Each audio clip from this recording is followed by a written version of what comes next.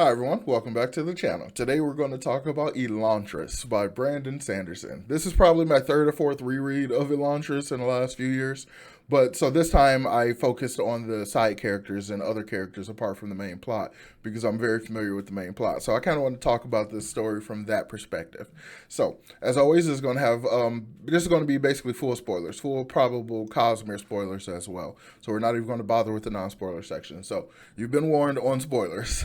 But yeah, if you're interested, make sure you hit the like button, subscribe to the channel if you haven't done so already, and check out the Patreon if you're interested. And as always, let's begin. So, Elantris. Elantris is another one of those early Brandon Cosmere books. It is after White Sand, I believe, and I think it has some of the similar issues that White Sand does.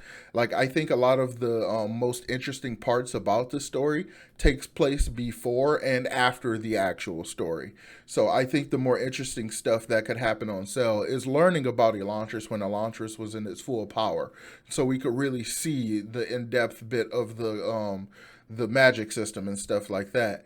And I would have really enjoyed just kind of more knowledge of the way the city and stuff worked in relation to Elantris, the way there was no peasant class because of what Elantris did and everything. I would have really liked to have seen the way it was established before the railed and all of the changes and everything. And again, I would have really enjoyed to see what happens after Elantris is restored and how does it work when the emperor of the country is also an Elantrian, and like we kind of have exposed this the Furadale Empire and stuff. So like does Teo like immediately declare war or something like that? So I don't know. So I'm very interested to see what would happen later. But Brandon has said that we are getting Elantris sequels. So I'm, expecting to at least hear something about it, even if the sequels, focus on other countries like the Emperor Soul country and stuff like that. Maybe it will, maybe it won't. But either way, I think we will get some information about what happens after. But again, I think Elantris is way better than White Sand. I think it is a major improvement from White Sand. But again, I think the most fascinating things to happen in the story happens before the actual story. But as a as a world building and magic system fan, I do really enjoy the way Elantris is told from the perspective of Raoden and Galadon basically trying to figure out what's going on with Elantris. So all that stuff about him learning the Aeons and figuring out how the door works and all this kind of stuff, I love that.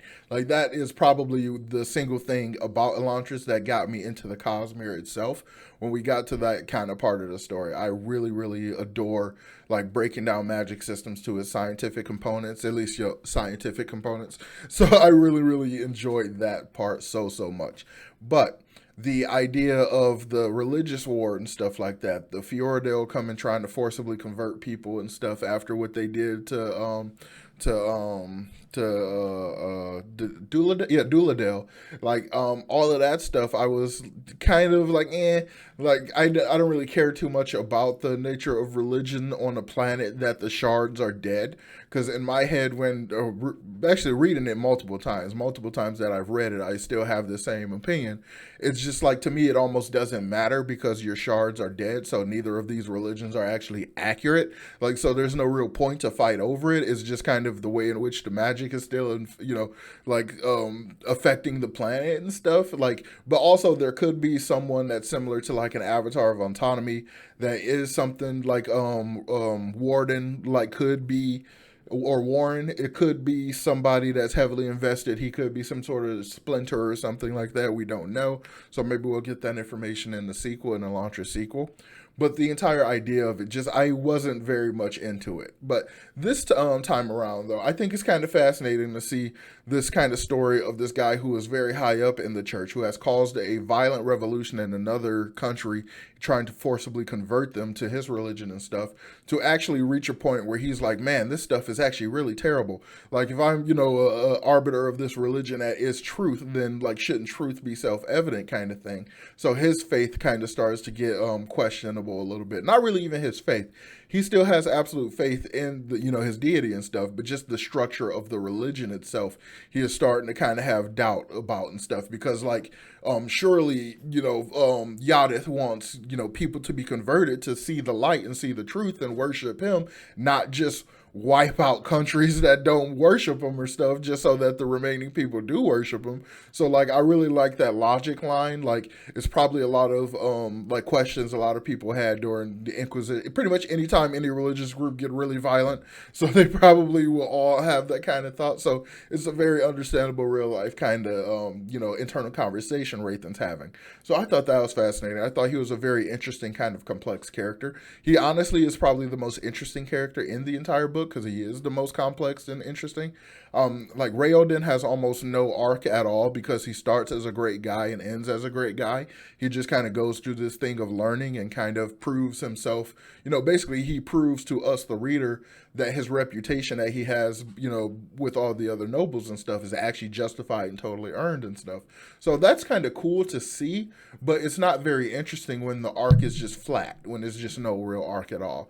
Serene also kind of has the same issue. It's fun to see her kind of go through and do all the politicking and position people and stuff and kind of integrate her way in and essentially save the country while also like being this huge disruptor. So that stuff is a lot of fun. But she also doesn't have much of an arc. I kind of expected her arc to be like to drop this desperate kind of desire to be married, like the way she was very depressed about Raoden dying, and then like her other wedding and stuff like that not working out, and then feeling very sad about the one when she tried to marry the guy back home and stuff. Like I assumed that her arc would eventually end with her realizing like, it doesn't have to happen. Like you don't have to be married and stuff. Like you can still be very fulfilled and have a great life and stuff. Like you don't need to, have that kind of traditional BS or whatever. Like, but ultimately she ends up getting exactly that, and like that lesson isn't learned. So it's just kind of like she went through a little tumultuous time period and then got her happily ever after. So to me, that's just kind of is like a option for a subversion that just wasn't taken, and I'm like, that kind of sucks.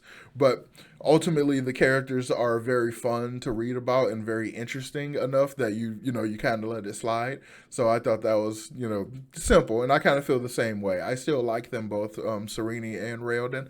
I think they're very interesting characters and they're a great couple. So the fact that their arcs aren't very interesting or dynamic or anything like that is it's a minor complaint because they're again ultimately fun to read about and fun to care about. So, but one of the things I noticed far more upon this reread that I did previously is the some of the side characters and stuff.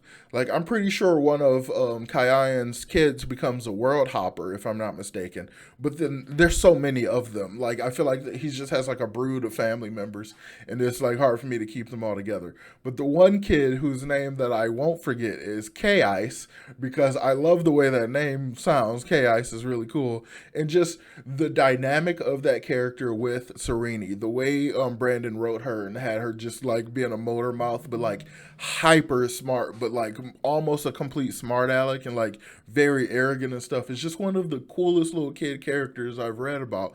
Like I don't even think she's like very young. She's probably 13 or something like that.